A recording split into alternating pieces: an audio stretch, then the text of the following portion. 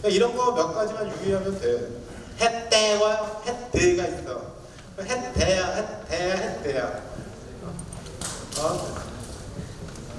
철수가 아까 갔대 그럼 되잖아. 갔대가 아니고, 그지? 이제 그런 몇몇 가지만 주의하면 된다라는 거죠. 쓰기까지 다 했어요. 그게 표현이야. 어디까지 왔냐면 표현, 탐구, 표현. 그 다음 단계가 뭐냐면 성찰이에요. 했으면 내가 어떻게 했는지 반성을 해야지. 평가하고 동료평가도 하고 스스로 평가도 해야 되잖아요. 그 평가하는 단계를 성찰이라고 해. 성찰했어. 그게 다야.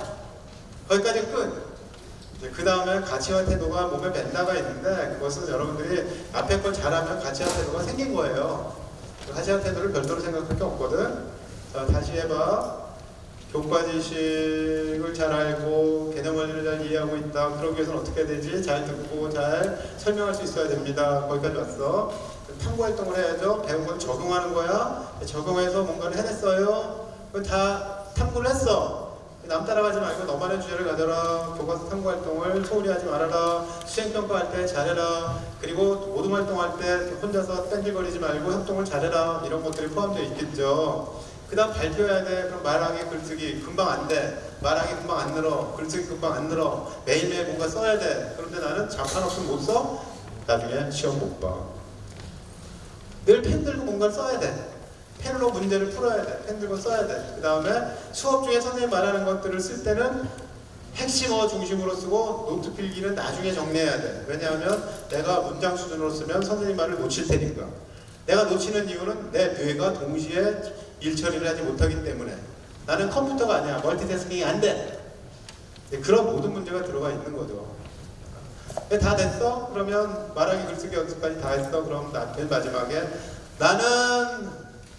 나는 그 다음에 이것이 부족하고 이 공부는 더 해야 될 것 같고 앞으로 이런 진로에 대해서 고민을 해야 될 것 같고 하는 얘기를 마무리를 해서 평가해라. 스스로 성찰하세요. 내가 공부 방법, 탐구 방법에 대해서 성찰하세요 라는 것이 마지막 단계에 있다. 그게 뭐냐면 이거 국가수준 교육과정에서 학습 방식으로 학습했을 거다. 그런데 성적표에 정량 성적은 점수만 있잖아. 점수만 있으니까 얘가 국가 수준에서 얘기하는 이 학습 방법을 따랐는지 안 따랐는지 뭘로 알아요? 세특을 봐야 알지. 세부교육 특기상에 보니까 얘가 개념을 잘 아는 설명했다. 설명했어요. 친구가 설명했어요. 나와서 발표했어요. 이런 게 있어. 그 다음에 탐구했어요가 그 다음 나오잖아. 탐구 활동했고 어떤 주제를 상황에서 탐구했고 탐구 나오잖아. 그 다음에 탐구 결과를 가지고 토론하고 발표했다는 얘기 또 나오지. 그지?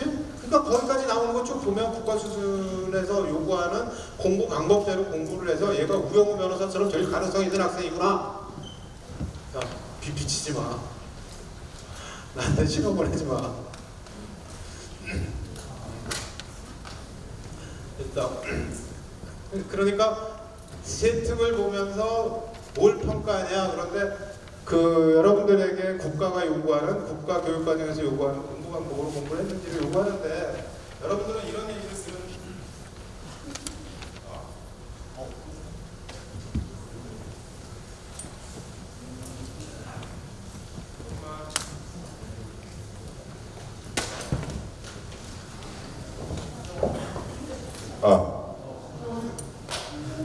됐어요. 나한테 좀 쉬라고 그러나 봐. 여러분들은 국가수준 교육과정에서 이렇게 하라는 얘기를 아마 듣는 게 처음이겠지만, 그죠? 그러나 실제 수업이 이렇게 진행이 되고 있는 거거든. 여러분들에게 탐구 활동을 해라, 개념 원리를 다 설명하고 탐구를 시키고 뭔가 발표도 시키고 막 그러잖아요. 그럼 귀찮아. 그건 옛날 얘기야. 옛날에는 그거 시험에 안 나거든. 뭐 문제 푸는데 하나도 도움도 안 되는데 왜 저러지? 그렇게 얘기하지만 지금 시대 공부는 알 수 없는 것들, 새로운 문제를 해결해야 되는 시대가 돼서 여러분들이 그 과정에 따라서 공부를 해야 된다고 믿는 거예요. 그래서 거기까지 하고 난 다음에 그러면 평가가 어떻게 돼 있냐면 지금까지 배운 개념 원리를 잘 아는지를 지필평가로 봤어요. 기본적인 문제들을 풀게 해서 지필평가를 봤어요. 탐구해서 수행평가 성적을 줬어요가 성적일 거다.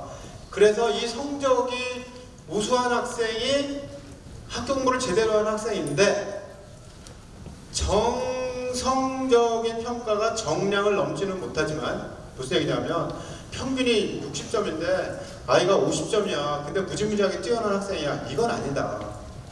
어떤 학생이 있는데 이 학생이 평균이 60점일 때 80인 학생이 있고 85인 학생이 있어. 그럼 누가 더 우수해요? 그건 모른다. 그건 모른다. 내용을 봐야 안다. 공부를 어떻게 해야 되는지 내용을 봐야 안다는 거죠. 그래서 학생부 종합전형에서는 기본적으로는 그래도 성적이 어느 만큼 있어야 돼. 왜냐면 학교가 그 준거에서 평가를 했을 거니까. 그러니까 얘가 실수로 문제가 생겨서 좀 더 틀려서 얘는 1등급이고 얘는 2등급, 얘는 평균이 얘는 점수가 95점일 때 얘는 92점이야. 근데 92점이 더 괜찮아. 이럴 수가 있지만 95점인데 얘는 75점이야. 근데 75점이 더 뛰어나. 이건 이상하다. 그럼 학교가 평가를 잘못한 거지. 이렇게 보는 거죠. 그래서 평가 규정대로 평가를 해서 나온 정량 성적일 거다. 작은 차이를 큰 차이가 있다고 보는 건 아니고 어떤 때는 성적이 좀 나쁜 학생이 뽑힐 수도 있다. 그렇게 얘기를 하는 거고요. 그런데 이제 문제는 대학에 지원을 했어. 지원하면 호메실 고등학교만 오는 게 아니거든. 전국에 있는 모든 학교가 오고 특목고도 오고 외국 학생들까지 와요. 외국에서 배운 애들도 같이 지원을 해. 학생들 전형에. 그럼 이제 이 학생들이 실제로 어떤 역량을 가지고 있을까를 비교하는 거지. 근데 그 비교는 사정관만 가능해요. 사정관만 가능하다. 방글라데시에서 방글라데시 왕립학교에서 공부한 학생이 지원을 했어요. 그 다음에 호메실 고등학교에서 공부 잘하는 학생도 지원했어. 그러면 방글라데시에서 공부한 학생이 더 우수할까 아니면 호메실 고등학교 학생이 더 우수할까 한 명을 뽑아야 되는데 대학은 정원이 있기 때문에 정원만큼만 뽑거든. 이 비교는 사정관이 한다. 사정관은 해야 돼. 자기 직업이고 그것을 뽑는 전문가니까 여러분들에게 주어진 건 일단 공부를 최선을 다해서 하는 거다라는 얘기죠.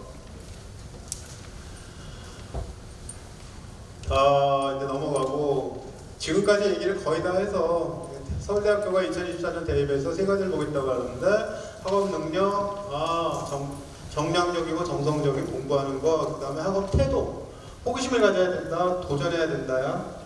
어려운 과목에 도전하세요. 필요한 과목에 도전하세요.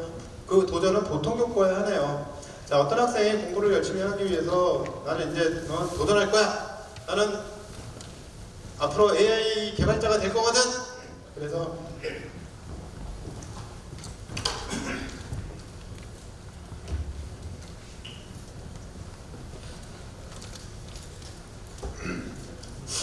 가수는 한 곡 부를 때마다 물을 마시는데 말이지.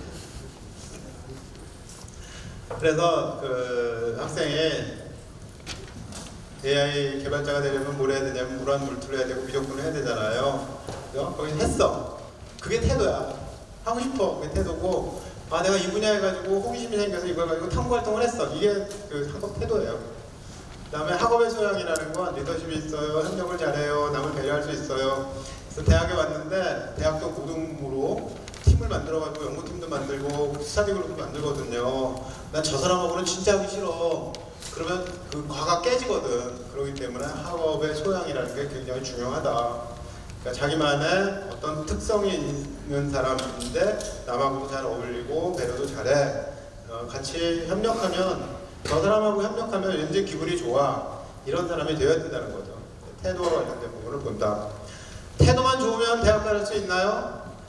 공부를 해야지. 태도만 좋다고 어떻게 뽑냐. 태도가 아주 좋은데 공부가 조금 떨어져. 그럼 뽑아. 태도가 아주 좋은데 공부를 상당히 못해. 못 뽑아. 왜냐면 뽑아놓으면 다른 애들하고 같이 대화가 안 될 거 아니야. 공부하는 얘기를 하는데. 친구가 연구할 때 간식 사주고 라면 끓여주고 그러려고 대학 가냐? 여기에서 중요하게 여기는 건 이게 서울대 이외에 연세대학교, 경희대, 중앙대, 한국외대 모여서 했다는 건데 진로 역량이라는 게 있어요. 오늘이 그날이거든. 진로 역량의 중요한 문제는 하나는 나는 이 방향으로 진로를 설정했어. 나는 이쪽 방향으로 가고 싶어가 내년에 결정이 돼요. 과학을 많이 선택하느냐 아니냐. 일단 수학은 수학수도 배울 테니까 결정이 안 되거든. 근데 사회과학을 어떻게 선택하느냐에 따라서 여러분들의 진로가 대강 결정이 되죠. 그렇죠? 왜냐하면 대학은 뭐 인문대, 자연대, 공대, 의대 뭐 이렇게 나눠져 있잖아. 그래서 뭐 의대를 가려고 해, 의학계를 가려고 해요. 그러면 뭐 수학, 과학을 열심히 해야 되는 거고, 나는 경제학과를 가려고 해요. 그러면 수학, 과학, 사회와 과학을 섞어서 해도 아무 문제가 없거든. 물화물토, 화학화투 공부하고 미적분 공부하는 학생이 경제과 지원했어요. 꽤 있어요. 그냥 경제라는 건 인문학으로만 돌아가는 건 아니거든. 근데 국문과 가는데 물리학하고 화학을 열심히 했는데 국문과 왔어요. 그러면 붙을 확률이 좀 적어지겠죠? 붙을 확률뿐만 아니라 지원하는 학생도 없어. 누가 뭐 과학 공부를 많이 해놓고서 국문과에 지원하겠냐? 드물죠. 한 50명 뽑으면은 그 중에 한 두세 명 있기는 해. 점수 때문에 온 건 아니고 학생부 종합전형에서도 있기는 해요. 그런데 첫 번째, 대강의 길 방향을 정한다 1번이고, 두 번째 뭐냐면 진로 방향이 바뀌어도 그 범위를 벗어나지는 별로 않거든요. 그러니까 반드시 어떤 직업을 정해야 되는 건 아니다. 학과를 정해놔야 되는 건 아니다. 학과를 정해놔야 되는 건 아니다. 그러니까 여러분들이 대강의 큰 길을 가지고 고민을 하세요. 고민하는 적이 정말 중요하고, 만약에 그 길을 정했다면 진짜 열심히 공부하세요. 내가 생명과학자가 되겠어. 최세찬 교수님 정말 마음에 들어. 나는 생명과학자가 되겠어. 생명과학 해가지고 뭐 인류의 공간을 밝히고 뭐 백신도 만들고 어쩌면 의학계로 갈지도 몰라. 그런 생명과학 공부를 열심히 했어. 그런데 어느 날 꿈이 바뀌었어. 컴퓨터로 바뀌어버린 거야. AI가 더 중요하고 머신러닝이 나한테 더 매력 있는 것 같아. 이렇게 바꿨어. 그러면 지금까지 생명과학 공부한 거 아무런 의미가 없잖아. 꽝이잖아. 근데 나중에 보니까 그 당시에 생명과학 공부를 열심히 했던 것이 내가 AI를 개발하고 그리고 분석하고 그리고 새로운 사람들하고 만나서 얘기하는데 도움이 되더라.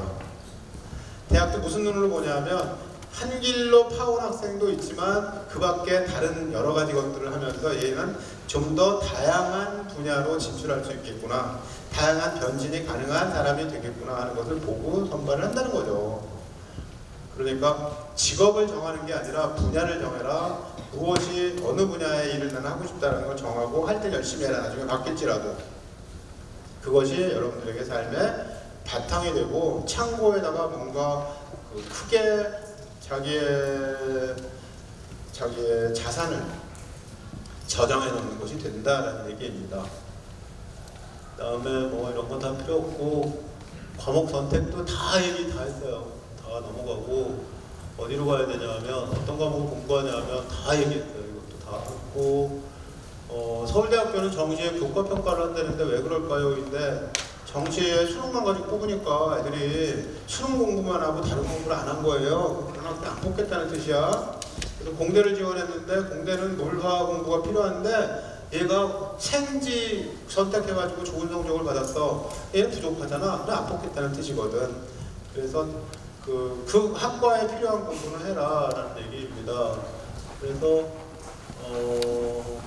다 필요 없고 그 다음에 이 얘기도 아까 했어요. 교과전형인데도 교과전형 안에서 얘가 무슨 과목 공부했는지를 평가하겠다고 얘기하는 그런 대학들이 있다라는 얘기도 했고요. 그 다음에 이 얘기는 하고 가야 돼.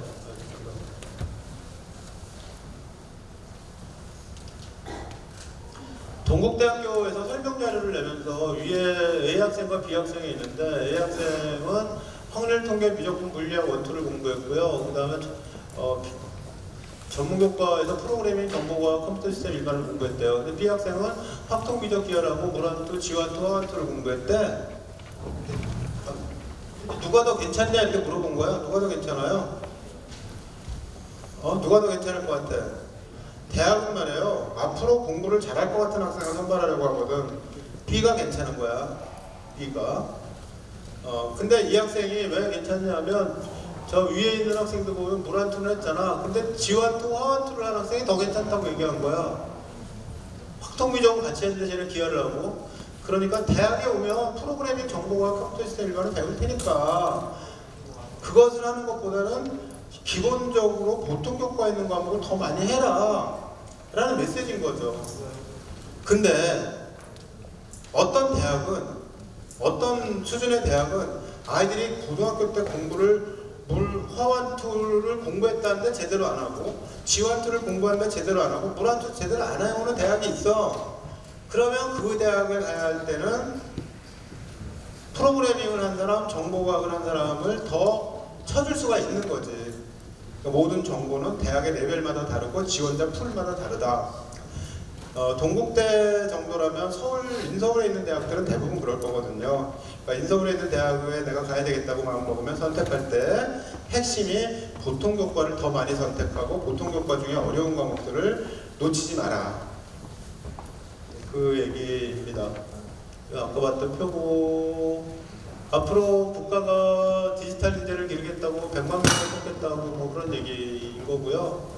우리가 굉장히 많은 데서 그런 것들을 볼 수가 있습니다. 그 다음에 서울대학교는 과마다 뭐 이런 과목을 보세요. 이런 과목이 필요합니다라고 내용을 보고 있는데 진로 선택을 실제로 하게 될 때 다시 듣게 될 거예요.